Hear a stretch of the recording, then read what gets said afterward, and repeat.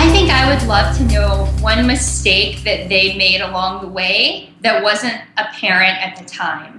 So one thing that we really try hard to do on a daily basis is to not overthink things, to kind of make a decision, commit to that decision, and move forward. And I think oftentimes what looks like a good decision in the short term, maybe in the long term, wasn't the way to go. So as we're considering these pretty significant ways to pivot our business and grow into these new verticals, I would just love the wisdom from someone who has grown a successful company to know if there's something that felt like the right decision at the time, but in retrospect, maybe a few months or a few years later, they really wish that they had gone in a different direction. Do you have a specific thing you want to touch on there? Maybe like, is it for expanding, or what kind of mistake? Maybe like new verticals, something that we're doing a lot this year.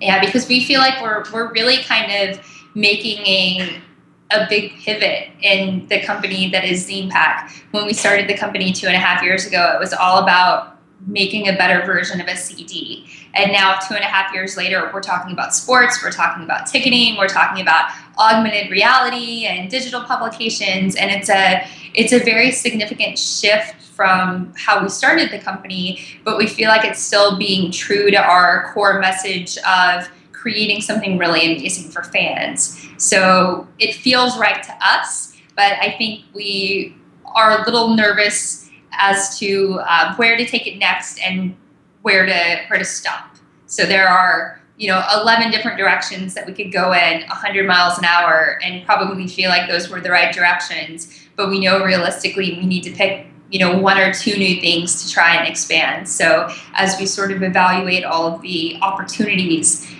it would be great to have that guidance from somebody saying, here's something that I did wrong that at the time seemed like a really good idea, and here's how you can avoid making some of those same pitfalls.